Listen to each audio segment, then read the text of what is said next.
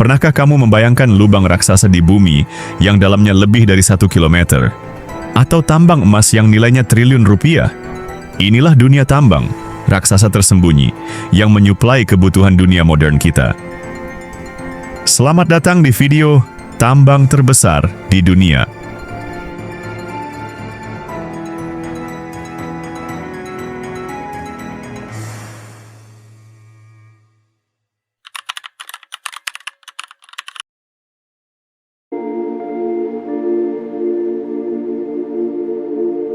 Tambang raksasa adalah tempat penambangan skala besar yang digunakan untuk mengambil sumber daya alam seperti emas, tembaga, batu bara, dan logam lainnya.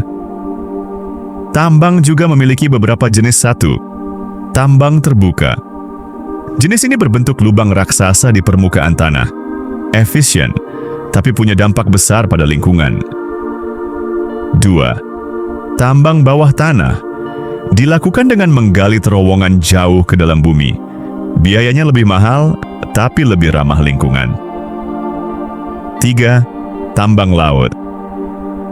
Dalam penambangan di dasar laut untuk mengambil mineral langka. Tapi teknik ini masih kontroversial karena ancaman terhadap kehidupan laut. Pernahkah kamu berpikir, seberapa penting tambang dalam hidup kita? Dari pagi sampai malam, hasil tambang selalu ada di sekeliling kita, bahkan saat kita tidak menyadarinya. Listrik yang kamu pakai banyak dihasilkan dari batu bara dan mineral tambang lain, seperti tembaga dan aluminium. Kendaraan yang kamu pakai sehari-hari penuh dengan hasil tambang, seperti besi, nikel, timah, hingga kobalt. Gadget kesayanganmu mengandalkan emas, perak, dan logam tanah, jarang untuk bisa bekerja dengan canggih. Dan tentu saja, perhiasan mewah juga berasal dari tambang emas, perak, hingga batu permata. Dari tembaga untuk kabel hingga nikel untuk baterai mobil listrik, hampir semua benda di sekitar kita berasal dari proses pertambangan.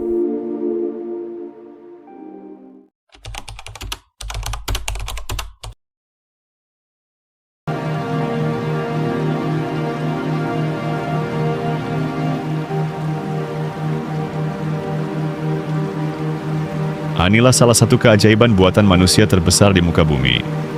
Bingham Canyon Mine, tambang terbuka raksasa di jantung Utah, Amerika Serikat.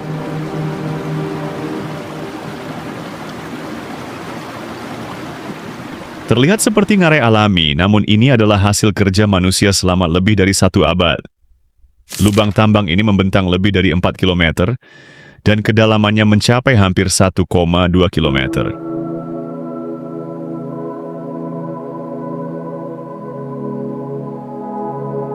Di sini, truk-truk raksasa berukuran sebesar rumah membawa material tambang berharga, terutama tembaga, emas, perak, dan molybdenum. Bingham Canyon bukan hanya tambang, tapi juga simbol kegigihan manusia dalam mengeksplorasi dan memanfaatkan sumber daya bumi. Dengan pemandangan yang megah dan skala yang luar biasa, tambang ini menjadi bukti betapa besar dampak manusia terhadap lanskap alam. Dari atas terlihat seperti kawah meteorit, padahal ini hasil kerja manusia selama lebih dari 100 tahun. Ini adalah tambang tembaga terbesar di dunia.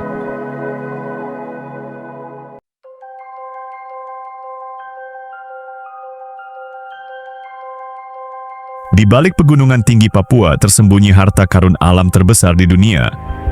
Tambang Grasberg, salah satu penghasil emas dan tembaga terbesar di planet ini. Tapi bagaimana tambang ini awalnya dikuasai asing dan akhirnya kembali ke pangkuan Indonesia? Inilah kisahnya.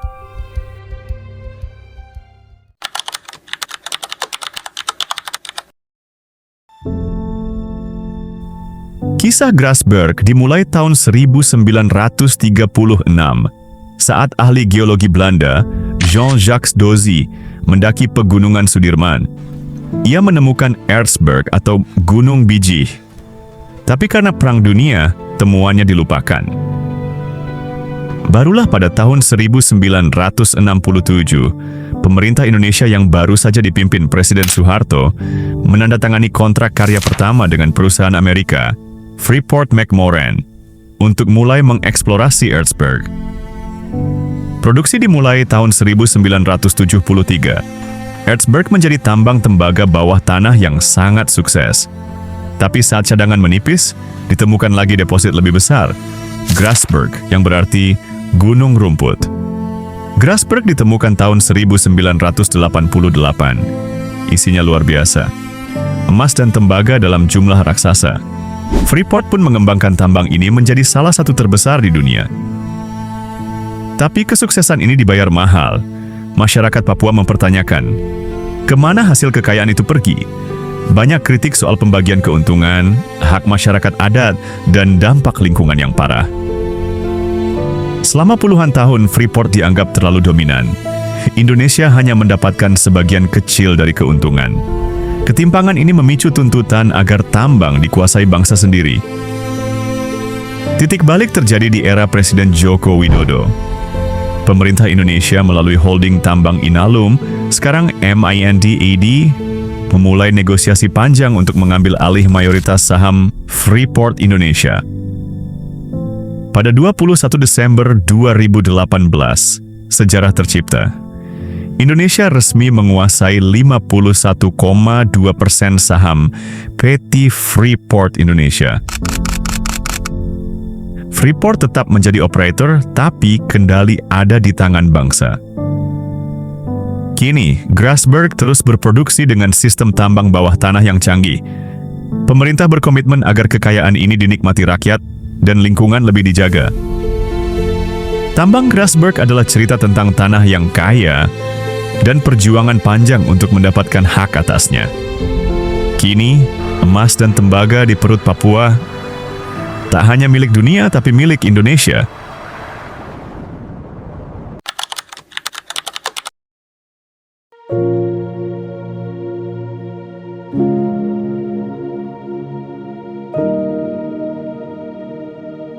Di tengah hamparan beku Siberia, Rusia, terdapat sebuah lubang raksasa yang mencengangkan dunia. Inilah tambang Berlian Mir, salah satu lubang buatan manusia terbesar di muka bumi. Tambang ini dibuka pada tahun 1957 oleh Uni Soviet. Kala itu, mereka sedang berlomba menguasai sumber daya alam demi membangun kekuatan industri pasca perang. Dengan diameter lebih dari 1.200 meter dan kedalaman sekitar 525 meter, tambang ini dijuluki pintu neraka di kutub dingin. Di masa awal, teknologi yang terbatas membuat pekerjaan sangat sulit. Suhu ekstrem dan tanah beku membuat operasi berlangsung penuh tantangan. Namun hasilnya luar biasa. Tambang Mir pernah memproduksi 2 juta karat berlian per tahun. Bahkan, satu berlian legendaris 26 karat berkualitas tinggi pernah diberikan langsung ke Kremlin. Hari ini, tambang ini sudah ditutup sejak tahun 2001 untuk eksploitasi terbuka, namun masih meninggalkan warisan besar bagi kota Mirny. Dan bagi sejarah tambang dunia, Mir bukan sekadar tambang, tektonik, tapi saksi bisu bagaimana manusia mampu menaklukkan alam demi menggapai gemerlap di balik tanah beku.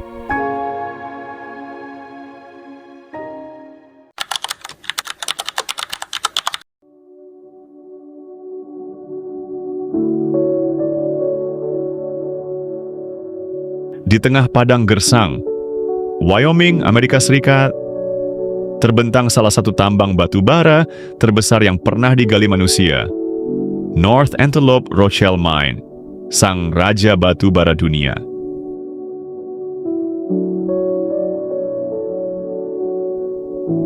Setiap tahunnya, tambang ini mampu memproduksi lebih dari 100 juta ton batu bara. Jumlah yang cukup untuk memasok listrik bagi jutaan rumah di seluruh Amerika.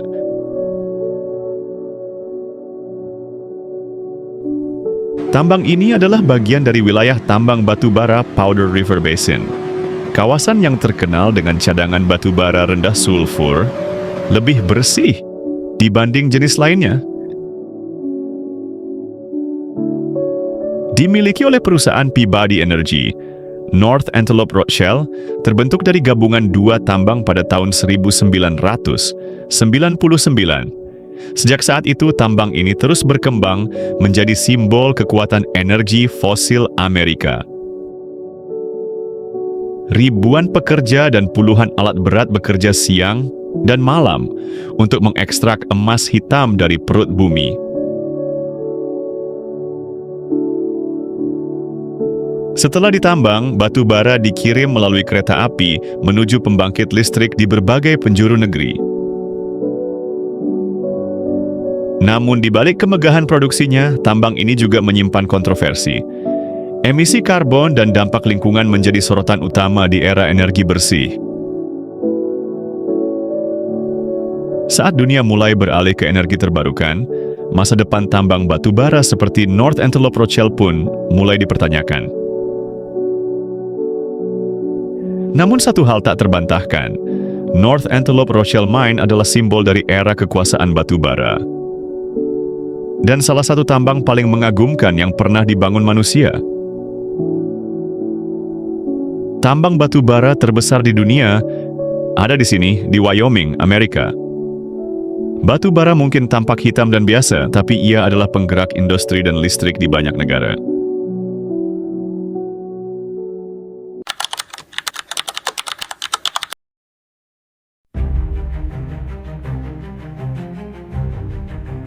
Bayangkan sebuah meteorit raksasa menghantam bumi 1,85 miliar tahun yang lalu.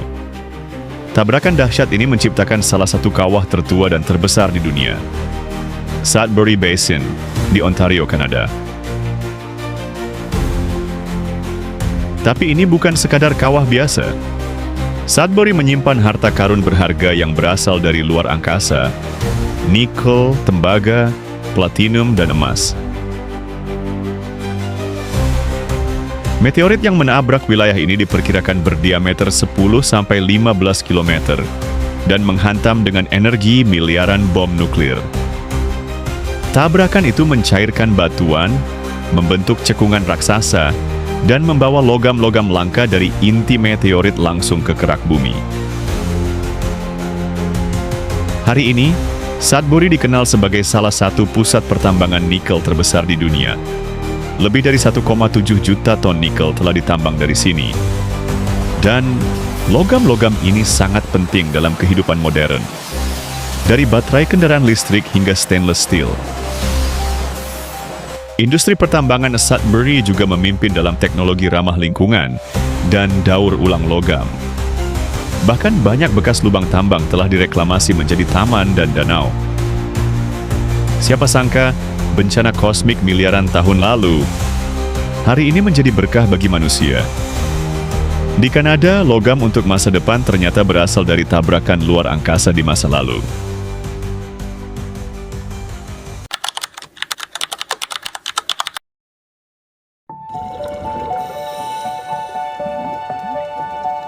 Di bawah kedalaman samudra, jauh dari pandangan manusia, tersembunyi harta karun bumi yang belum tergali. Inilah masa depan pertambangan, tambang laut dalam. Dengan meningkatnya permintaan akan logam langka untuk teknologi modern, seperti baterai kendaraan listrik, panel surya, hingga ponsel, manusia kini melirik ke dasar laut. Tambang laut dalam menjanjikan akses ke sumber daya berharga seperti nikel, kobalt, tembaga, dan logam tanah jarang. Tambang laut dalam adalah proses menambang mineral dari dasar samudra, biasanya di kedalaman lebih dari 1.500 meter. 3 target utama: nodul mangan, batu bulat, kaya logam di dasar laut sulfida hidrotermal, endapan mineral di sekitar ventilasi panas kerak kobalt, lapisan logam keras di lereng bawah laut. Mengapa tambang laut dalam dianggap masa depan? Karena cadangannya sangat besar. Contoh, di zona Clarion Clipperton di Pasifik, diperkirakan terdapat miliaran ton nodul mangan. Cukup untuk memenuhi kebutuhan global selama puluhan tahun. Jika dikelola dengan bijak, tambang laut bisa mendukung transisi energi hijau dunia. Tapi tambang laut dalam bukan tanpa risiko. Ekosistem laut dalam sangat rapuh. Sekali rusak, bisa butuh ribuan tahun untuk pulih. Selain itu, teknologi penambangan masih mahal dan kompleks. Belum ada standar global yang jelas. Penambangan laut dalam memerlukan teknologi canggih. Robot otonom, kapal induk, sistem pemrosesan air laut, dan sensor berbasis AI. Negara-negara seperti Norwegia, Jepang, dan China sudah memimpin penelitian di bidang ini. Akankah tambang laut menjadi solusi krisis sumber daya atau ancaman baru bagi ekosistem bumi? Masa depan pertambangan ada di laut, tapi tanggung jawabnya ada di tangan manusia. Tambang bawah laut bisa menjadi masa depan kita, tapi bisakah bumi menanggung dampaknya?